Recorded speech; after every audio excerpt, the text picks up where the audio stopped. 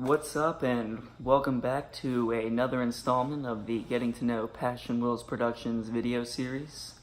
In this video in particular, I kind of wanted to go over our marketing strategy as well as our view and take on how we're going to fit into the market that we're fixing to jump into with our products. And to rehash a little bit, I kind of wanted to go over what our product is exactly and what guests can expect when arriving and partaking in some of the things that we put on. To start off, we're going to launch 3 music festivals across the United States.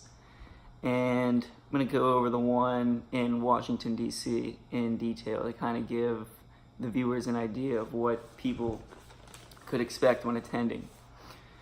Now, we're going to sell tickets for these events at about $25 a piece for guests who are 17 years of age and older. That's one ticket price, and what that gets you basically is about $50 worth of what we would call meal tickets. And guests can use these meal tickets to get food and drink from various catering concessions around the festival grounds. And what we plan to do with that is basically eliminate the need for wallets while attending one of our products. And when making that decision, we kind of experienced a few problems with people who are trying to sell their art while in one of our festivals, because people who don't have wallets obviously don't have money to buy things. So what we plan to do with that is actually create a separate branch of our organization that's going to handle all arts purchases and stuff like that. And how that'll work out is basically the purchaser will leave payment information with a member of our organization, and the artist will then turn over the piece of art, and the member of our organization will then mail the art to the purchaser and send the money or funds to the artist that sold the product. And with this whole negation of needing a wallet at one of our festivals, we just feel that that plays well into our whole kind of aura we're trying to create with this product. And that's really just a laid back and kind of not have to worry about anything but enjoy the art. As well as, the meal tickets and, other means of currency that one could expect while attending our festival. They could also look to see various different performances and media from different artists and different mediums across the board. And what we're trying to do is really just create a product that's more diverse than anything else that we have analyzed on the market today. And by doing this, we think that we kind of have an edge on the competition, and that kind of plays into our strengths. We think that that is a great strength of ours, and something that we pride ourselves in is creating a product that we feel is different from something that someone else could find anywhere else on the planet. Another strength that we feel we have is the fact that we are new, and people really don't know what to expect from us. And we feel that that kind of just brings a great deal of curiosity into the mix, and people wanting to know more about, the new kids on the block and what they're trying to do and the great things that they're planning to do in the future with artists from their community and pushing them forward in their careers. Some other strengths that we feel we have are the low ticket prices compared to other major music festivals in the United States like Bonnaroo and Rolling Loud. I mean, people travel from all over the world to these festivals and pay massive amounts of money for food and tickets just to get in. So we feel with the low ticket price and the need for no money really, because you're going to receive it all at the door for means of food and drink for throughout the day. And we think that at the scale we plan to launch this production, it's something that is different from what other people are doing in the market. And then on the same side, we feel that being new could also be one of our weaknesses, in the sense that we may be optimistic on the whole curiosity thing, and people may be apprehensive about coming to a production that's put on by an organization that really hasn't staked a name. And this also plays really well into how we plan to kick off our marketing campaign, and that is teaming up with other organizations in the community. One in particular that we plan on pursuing really hard is the school board, the public school board. What we want to do with them is kind of team up and find artists in their system to get our organization started, as well as use the school board as kind of an endorser for our organization, and putting a friendly face on something that people really have no idea what it fully is yet, because they haven't seen any of our productions yet, because we are new. So we think that putting a face on the company at the beginning is something that needs to be done in order for us to get to the point that we plan to get at.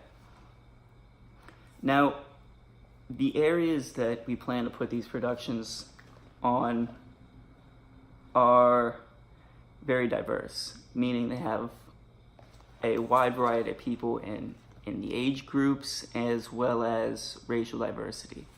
And I've drawn out some maps here of the areas in particular that we plan on putting our productions on in. And in this one right here, this is a little map that I've drawn up of Washington, D.C. And this is the immediate Washington, this is the District of Columbia area right here. And this is a little river, and over the river, and so on.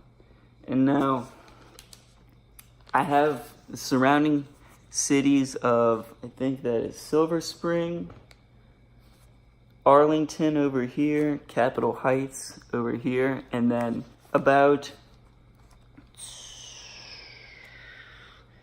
38 miles northeast, we have the major city of Baltimore. And that is another weakness that we have kind of picked out of our organization, is that our locations are in close proximity of other major artistic hubs in the United States.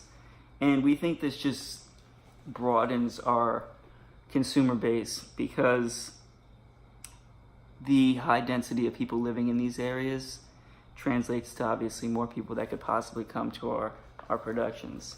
So now I really want to get into these drawings. So this is our headquarters, basically located in central Washington. And these little X's represent local high schools, just a handful that I've picked out in the area that we could use to possibly get artists as well as consumers, because we want to also target the families and friends of the individuals we plan to include in our production. And so we feel that obviously with the high concentration of high schools, it offers a great deal of people that could possibly play a part into putting on our production. And then over here, I have highlighted the lower income areas of the Washington, D.C. area. And then up here, we have noticed that is the area of higher income. And we think that obviously the close proximity of these two areas gives us another great deal of diversity and consumer base. And with our low ticket price, we feel that it's reasonable for all income brackets. So Obviously, as far as our main consumer base, we want to try to target the higher income middle class people as much as possible, because we feel that they are going to buy the artists' work that are in our productions, as well as talk more in the community and gain more people that are going to come in. And then what we plan to do with the lower areas is obviously recruit or find people for the artistic areas of our productions, because that's really what our organization is based on, is helping those people get a chance to broaden their array of opportunities and get more help than they've gotten in the past. And on this side, we have the Los Angeles area. Now this is downtown Los Angeles right here. And down here, we have Long Beach. Over here is Newport Beach, where our beach festival is actually going to be put on. And over here to the east, we have Big Bear Lake, which is where our forest festival is going to be put on, or winter as you would call it, because snowboarding and art is going to be held there. And we actually observed that the lower income area in Los Angeles is basically like right in the middle of the downtown area, and all the surrounding areas are upper middle class. Now, this location offers a higher concentration of financially stable individuals, which is good for the market consumer based, but not so much when we look at people who we need to bring in. And the reason we chose this location in particular is because it is a high influx of touristry and people coming through, so we feel that we can use that to also get artists into our organization and interested in what we're doing and participating in the events we put on. Now, the means of getting these individuals interested in our organization and what we're doing is something that we put a lot of thought into. And it differs from income brackets. So, to pinpoint the higher income middle class individuals, we plan on using the television a lot and social media to target them, because they're more likely to be watching TV and playing on their phone and socializing with friends. So we feel that this is a great place for us to kind of move in and get on their level and sympathize with them a little bit more. On the flip side, with the lower income areas, we want to deploy an advertisement scheme that uses the radio as well as like billboards and the sides of buses, because we feel that this requires no outside payment or subscription to a TV. This is AM FM radio that's broadcasted in downtown areas pretty much. You can hear it anywhere. You can hear it in cars. You can hear it on the public transportation, as well as the billboards and stuff, which are very prevalent in downtown areas, and buses, public transportation, stuff like that.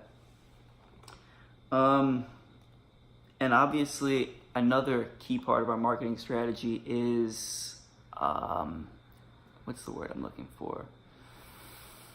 People to endorse our product. And that's probably the route that we plan to pursue the most, because we feel that offers the most potential, with higher viewed figures talking about our product and our brand and the message that we're trying to get across, because they offer influence to people in the area, and people tend to listen to people that they look up to, and they listen to their opinions and their advice, and they use it in their everyday life. And this is why this is our main marketing strategy, I would say. in getting somebody to endorse our product and really just build on it. We don't just want one person. We want a bunch of people endorsing our product. We want a bunch of people, you know, hopping on the bandwagon, getting behind our idea of spreading this whole, you know, giving a chance to the little guy type of thing. And, you know, we feel that when we stack ourselves up against the marketplace that we're getting into, we feel that we're going to fare very well because we offer a huge product with a lot of events and festivities that last for 2 days. It's a whole weekend, so Saturday and Sunday from about 10 a.m. to 10 p.m. So you have about 12 hours, 24 when you take into account both days, to, you know, basically explore any type of art fantasy you could ever dream up in your mind. And at a low ticket price, $25. But we also see a lot of free art festivals in the areas that we plan to pursue these ideas in, and we feel that that is our biggest threat. Because, I mean, these are just kind of stroll-in places. You don't have to plan ahead or, you know, do much that requires a sort of plan. They're pretty spontaneous. And, I mean, we just think that if we could get over the fact that these events are free and we can get people on board with our whole mission based in the community to, you know, promote these artists and put them on top, we think that that offers, you know, the edge we need to get over that hump of getting people to pay the $25 to get in. And I think that's about it. We covered everything that we wanted to get at in the video today, so I'll see you next time.